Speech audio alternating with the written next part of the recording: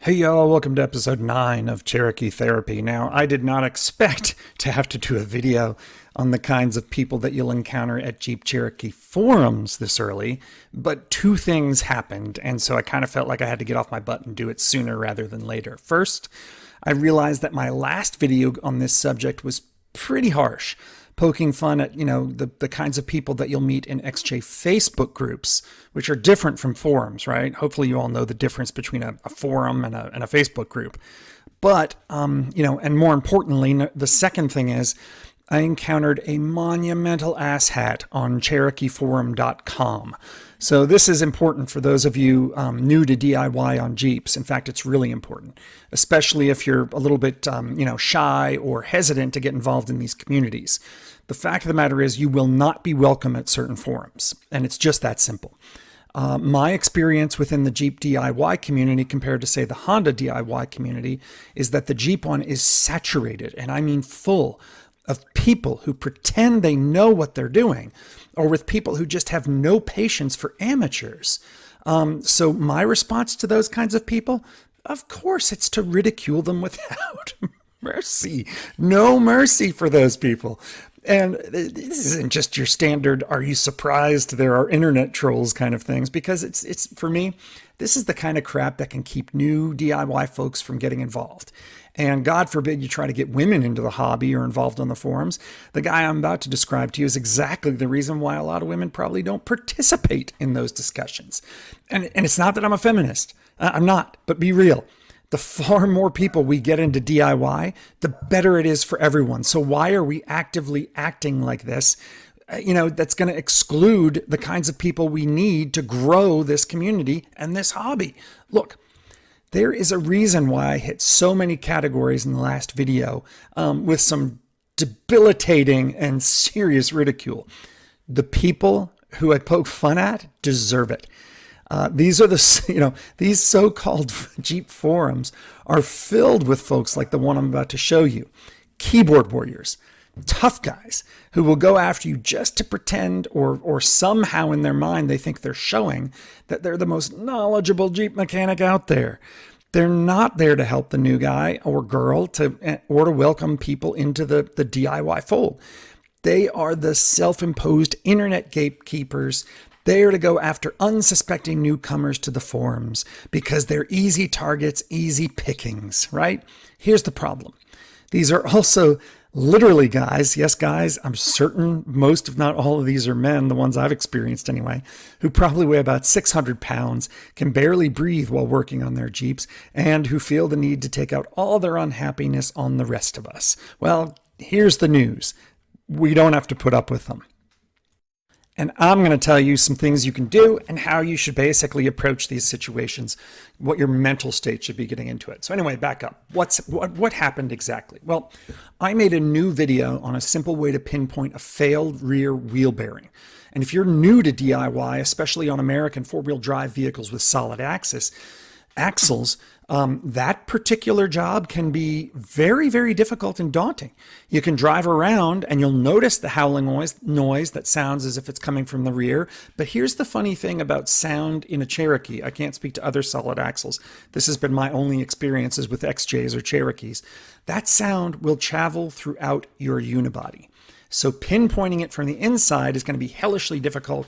And look, I even have experience working on cars. So, I know what I'm doing and I find it difficult. So that leaves newbies with, basically a few options if this is their first time. If you're a newbie, you can buy, here's the first one, you can buy an expensive audio system. They sell them that you attach underneath to different locations. And then you drive around with the receiver up in in the cab where you're sitting. And you can pinpoint the source that way. Whichever sensor is the loudest, that's the one closest to where the sound is coming from. That's the first thing.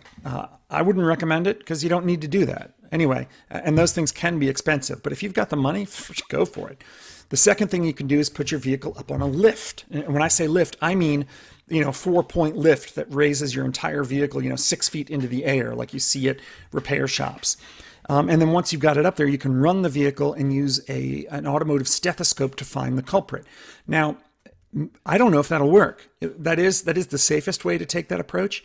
But because there's no real load on the suspension, I'm not sure you can find it that way. Your mileage may vary, but I tried jacking up the rear of my car and spinning the wheels by hand. There was absolutely no sign of any noise. Perhaps, moving at an actual higher velocity, 20, 25 miles an hour, will be different. I don't know. I don't know if that'll work or not, but you can try it if you have access to a lift, which most of us don't. The third thing you can try is to put your vehicle up on jack stands, 4 of them, and then run it that way in your garage. Use a stethoscope again to find the culprit, which, as I said above, may or may not work. The problem here is this is very dangerous. I really do not recommend you do this. I tried it once on a different job, and I thought it was secure. It was, but it almost felt at one point like it was going to fall off the jack stands. And that can be catastrophic both for your garage and for your Jeep. So don't do that, okay? People do it anyway, but you're not going to get that recommendation from me. And then the last thing is to try my simple test, which sometimes it works, sometimes it doesn't. I can't guarantee it'll work in all cases, but you can check out the video and decide for yourself. The link is right here. Pew! Okay, so moving on. That's kind of the history of what the video is about and where you can find it. But oh my God, when I posted a link to that video on CherokeeForum.com, you'd think I just peed all over their cornflakes. But to be fair, it was only one guy who had this insane reaction. But then the forum admins deleted my thread. So, I got to conclude that they sided with this guy. Which is unfortunate. So here's the screen cap for you to read. And I'm going to go ahead and read it myself and speed it up to make it sound silly because that's always fun, right? This useless video spends 7 minutes of showing you meme pictures and a few snapshots of a bad bearing, all to say that play and leaking oil mean a bad bearing. It appears you signed up to this forum and Naxtra just to shill these useless YouTubes. All right, so I kind of, blurred out the guy's name, all right? But I need to correct some of his comments. So, dude, if you're listening to this, the one who commented, first of all, my video doesn't just show snapshots of a bad bearing. That's a lie. I mean, you're basically lying. It's a video. It shows a video of a bad bearing, and it explains where leaking oil will occur if your bearing gets too far gone, etc., which you don't want to let it do. If you're a newbie, you don't know these things. And to move on, I actually signed up for several forums, the best of which I've gotten great advice on from people who know way more than me. And that's the way forums are supposed to work. But, judging from your comment, maybe CherokeeForums.com doesn't subscribe to the let's help other people mentality. And lastly, I include memes to make the videos a little more funny and entertaining. Your mileage may vary. Some people don't like them. But something that, looking at your comments, it tells me that you have a personality that maybe you should stay off the internet if you can't stand memes, that they're everywhere these days. All right. And now and as far as this, hold on, I'm getting ahead of myself. Let me just play the second note I got. This is a PM I got from this guy. Looks like you're spamming Honda forums too. I guess your empty nest retirement plan is setting up a YouTube channel and trying to convince people that you're an expert auto mechanic, ? Your videos clearly show otherwise. Good luck with that. Okay, now we're getting creepy. This guy is clearly doing research on me, looking for what forums I'm on and sending me private messages. I was prepared to just ignore his original post. I responded to it with saying, hey, you're a classy guy, and then laughing emoji. But then he sent me this. And again, I got to correct some of his statements. I don't know what this guy is all about. He must be so angry. I am anything but an expert mechanic. In fact, my whole channel is filled with warnings that I'm not an expert. I'm just a newbie trying to help other newbies with Hondas and Jeeps. What the hell is wrong with this guy? So I actually reported the dude because, look, this was some serious kind of stalker-like behavior. And you never know where it's going to go. Probably this is fine. It's harmless. But on the internet, you never know where it's going to go. So I definitely wanted to report him to the admins. And what do you think Cherokee Forum did? Well, I already told you. They deleted my thread on how to test for wheel bearing failure. It's gone. Gone. Zero. Not there. Well, if you know me in person, you know that I'm a bulldog. And at that point, I decided to do a little research on the dude who probably got it deleted, just to gauge his expertise, since he claims to know so much more than me or anyone about Jeeps and mechanic issues. First of all, if you look at his posts, A lot of his threads that he started are about the Jeep KL, the Trailhawk. That's the new quote unquote Cherokee. All right, look, I think we can all agree on one thing. The KL isn't a Cherokee. The KL isn't even a Jeep. Hell, it's not even a Chrysler. This is a full-on Fiat design. So I don't know about you, but I don't go to Fiat DIY folks for anything. And no, I'm not going to name him, again, if you're wondering who he is, because lowlifes like this deserve no recognition and will certainly not get it on this channel. If you're really curious, go check out Cherokee Forum. All right, so I could go on with this dude or what he knows or doesn't know, but that's not the point of this video. What is the point? Okay, look, these are the things I want to really drive home to you, especially if you're a newbie to these kinds of forums and DIY. Number one, don't let these interactions get you down. Unfortunately, they're normal. It is not you. It is these people. They're insane, okay? Number two, along the same lines, mentally prepare yourself for these kinds of guys. They are out there. Some forums are just filled with them, and I'm starting to think maybe Cherokee Forum is one of those places. Now, number three, in my video on the types of folks you'll meet in Facebook groups, this kind of guy falls in the category of know-it-all. Just ignore them. Move on. Look for the posts that are actually helpful with what you're trying to do. And then last but not least, I don't know what number I'm on, 4, 5, whatever.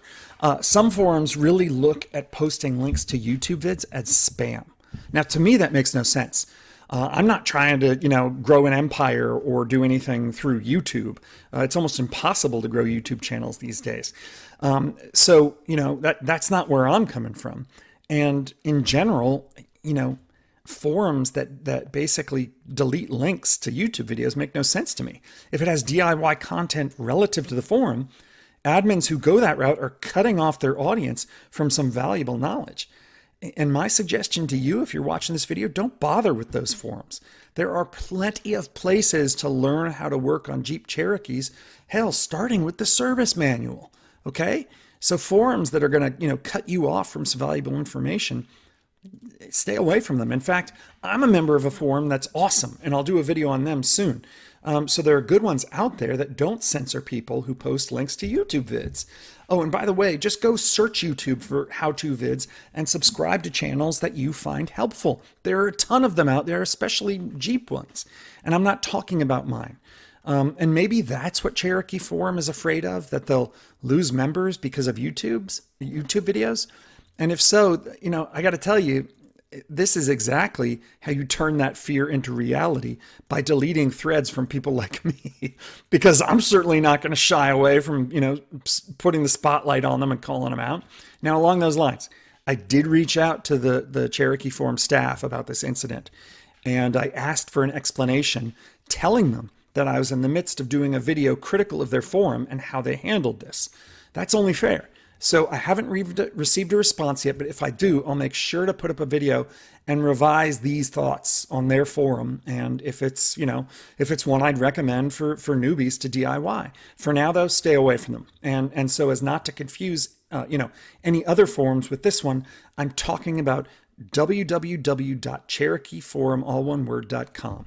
Whee! Being a YouTuber can be so educational sometimes. Sorry, I get silly sometimes. Anyway, dock out. Oh, wait, before I cut out, hope you all have a great day. If you're not going to get help from my channel, get it from somewhere else. Dock out. Oh, you made it to the end. That's awesome. Listen, I'm Doc. I'm the one who's, the voice behind these videos. And I really appreciate you taking the time to actually watch the whole thing. That's fantastic. If you've got time, if you want to, if you like the video, hit like and subscribe. I really appreciate it. Don't forget to hit the bell button so you get notified of new videos when I put them up. I'm going to try and do one a week.